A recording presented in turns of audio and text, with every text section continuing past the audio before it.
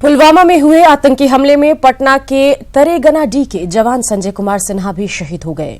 Sanjay 176वीं battalion में तैनात थे। 8 फरवरी को ही संजय छुट्टी के बाद परिजनों से विदा लेकर ड्यूटी पर गए थे। उन्होंने परिजनों को भरोसा दिया था कि वो 15 दिन में घर लौट कर आएंगे, जिसके बाद बेटी की शादी की तैयारी करेंगे। संजय के परिवार में उनकी पत्नी, 2 बेटी और 1 बेटा है। बड़ी बेटी की शादी की तैयारियों को लेकर ही वो घर आने वाले थे। संजय के छोटे भाई शंकर सिंह भी सीआरपीएफ में बिहार शरीफ में तैनात हैं। शहादत की खबर सुनते ही घर में कोहराम मचा हुआ है।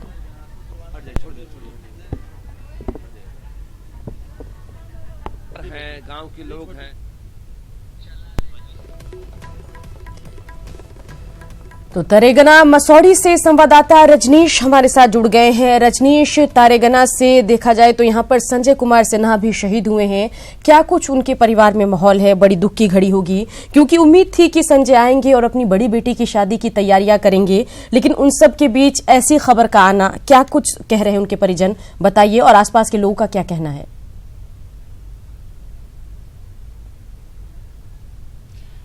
देखिए सुकन्या, इस वक्त हम तारेगना मठ के पास मौजूद हैं और जो संजय सिंह पिछले 8 फरवरी को यहां से रवाना हुए थे, यह कहकर कि फिर 15 दिन के बाद वो गांव के बीच रहेंगे, परिवार के बीच रहेंगे, लेकिन मनहूस खबर मिली है और आतंकी के हमले में वो शहादत दे दिए हैं। उसके बाद देख सकते हैं कि किस तरह से पूरे गांव में कोहराम मचा है।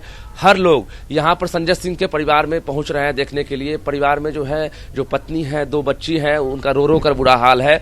सबसे बड़ी बात है कि इस गांव के हर लाल यानी सैनिक हैं।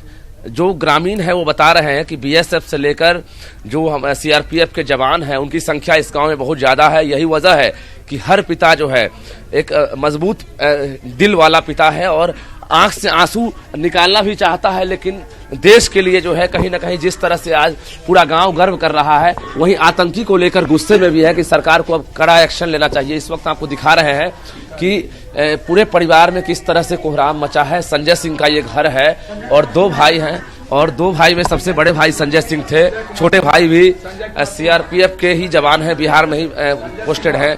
ये परिवार के लोग हैं। देख सकते हैं कि सुबह से ही आंख से आंसू नहीं सूख रहा है और इस तरह से लगातार देख सकते हैं कि परिवार के लोग जो हैं रो रहे हैं। और ये बहन है, हम बता दें आपको, ये दोनों बहन है। जैसे ही खबर मिली है सभी पहुंचे हैं और हम एक बार बात करते हैं बहन से सबसे पहले। जी बताइए, घर आए थे संजय जी से मुलाकात हुई थी? नहीं, मुलाकात नहीं हुआ। 9 बजे मालूम हुआ कि डेट कर गए, बस। क्या बोल कर गए थे? बोल कर गए थे, छुट्टी काट के गए थे। हम नहीं आए थे, वो आए थे तो 8 तारीख के काट के छुट्टी चल गए।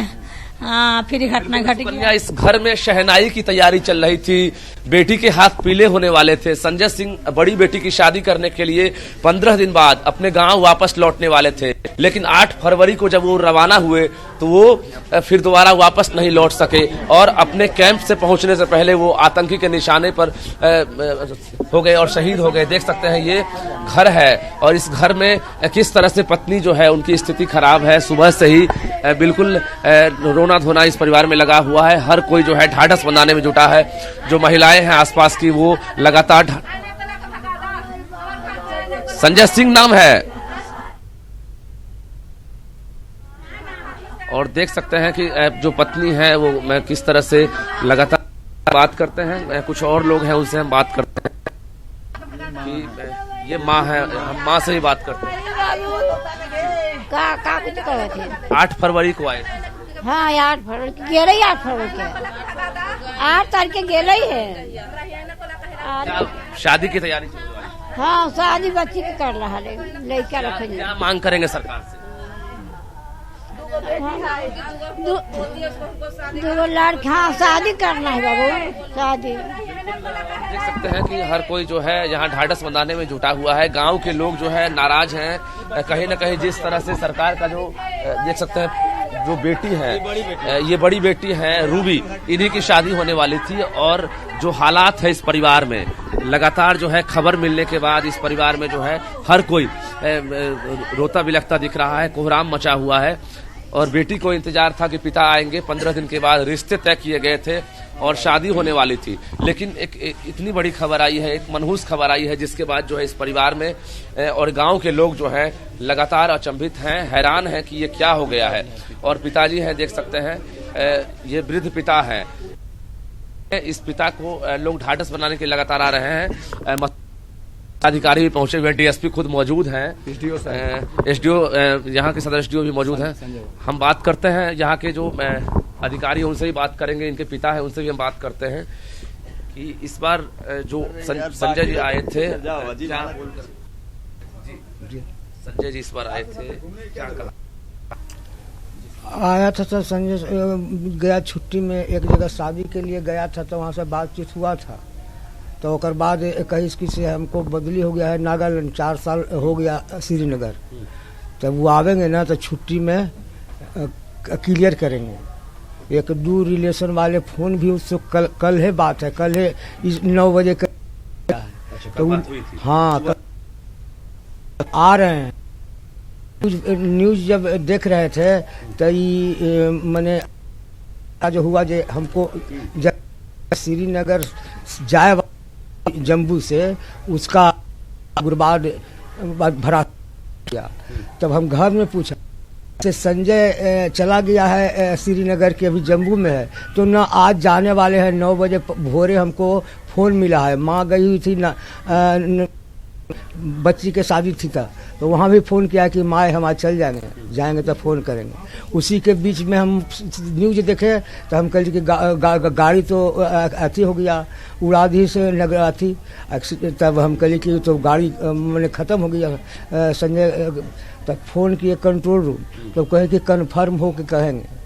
तब कुछ देर के 1-2 घंटा के खबर मिली हमको करीब 6 बजे कोई फ़ोन नहीं किया, हम किया कंट्रोल रूम में। ये सुने थे हताश था, तब वहाँ से कंट्रोल पुलिस के हम कंफर्म हो के आपके पास फ़ोन करेंगे। वीर पुत्र पर क्या कहेंगे? 2 बेटे आपके सीआरपीएफ के जवान। हाँ 2 बेटे हैं, तो हम लोग बूढ़ा बूढ़ी जो है उसी के आधारित थे। हम लोग को सरकार से हम गिरा रक्षा वाहिनी थे सर, कैसे 2 पैसा 4 पैसा भत्ता भोग इससे करके दोनों के पढ़ा लिखा के और दोनों बच्चे के भी पढ़ा दिए सर। अब पढ़ा के हम मैंने रिटायर हुए तो जानबे कर आप लोग से छिपाना क्या है सर। सरकार से और क्या मांग करेंगे आप? केंद्र सरकार से क्या मांग? बच्ची के मैंने जो बीएससी पास करके फर्स्ट से बैठी हुई है उसका कुछ अथी किया जाए और उसको देखभाल करे। हमने के स्थानीय अधिकारी भी हैं, उनसे भी हम बात करते हैं। जी बताइए, जिस तरह से घटना हुई है, ऐसे वीर जवान को हम लोग सत नमन करते हैं। इस दुख की घड़ी में पूरे परिवार के साथ हैं पुलिस प्रशासन, और इस तरह की ये घटना रियली में दुख का समय है। बिल्कुल दुख का समय है। कुछ ग्रामीण हैं, उनसे भी हम बात करेंगे। और ये ग्रामीण है, हम एक ग्रामीण आपके भी पुत्र जो है वो आर्मी में है, क्या कहेंगे? इस 2 आदमी के दोषी सर मांगने हैं, प्रधानमंत्री गृह मंत्री, ये चाहे दे। कहाँ से कमी रह गई है, क्या मानते हैं? हाँ ये दोनों में कमी है सर। आप कैसे काम मैनेजमेंट कर रहे हैं तो आपको है काम करना, ये तो जनता के नहीं है सर। हम लोग बाल बच्चा जाता है और मर जाता है, आप लोग कहते हैं। गांव में हर घर में पता चला है कि सैनिक है। हाँ सर है, वैसने घर में ना होगा, हर घर में सैनिक है, सीआरपी में सर, बीएसएफ में है। आक्रोश है और नाराजगी भी है सरकार के रवैये।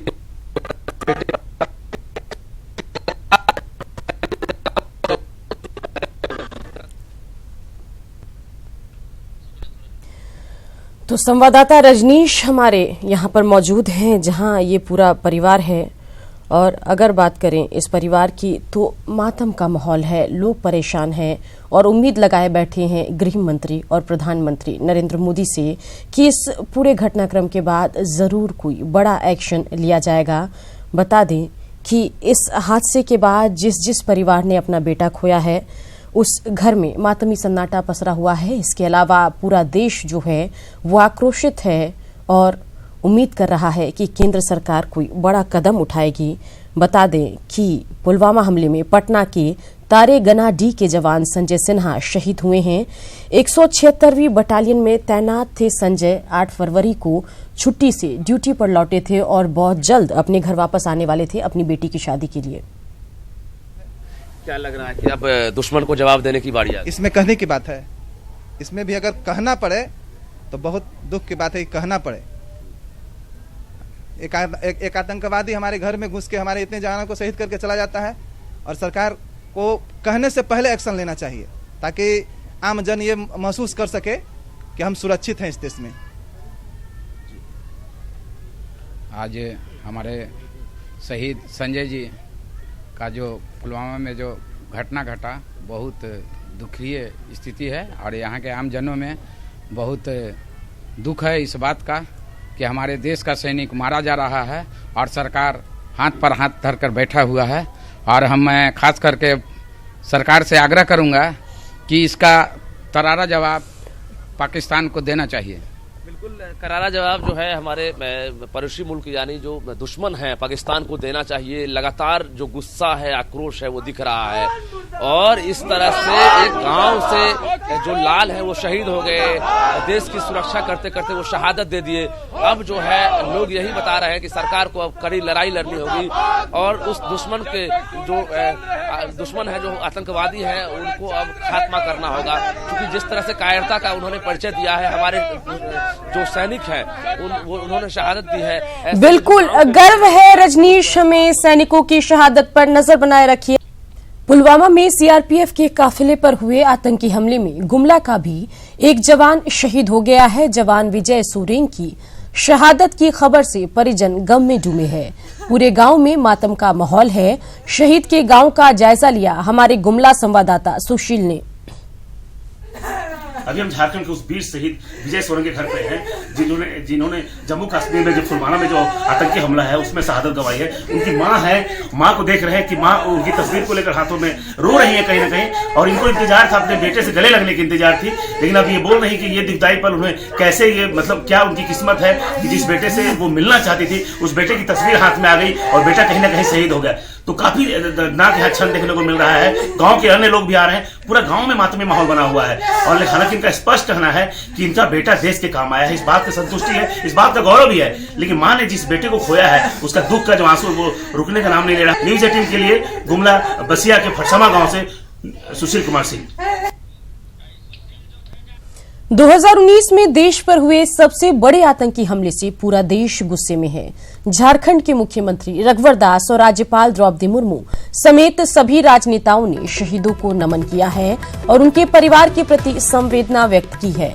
सीएम रघुवर दास ने बयान जारी कर सीआरपीएफ जवानों के काफिले पर हमले को कायराना हरकत बताया है और कहा है कि जवानों की शहादत बेकार नहीं जाएगी। भारत इस शहादत का बदला जरूर लेगा। सीएम ने कहा है कि आज पूरा देश शहीद जवानों के परिवार के साथ है।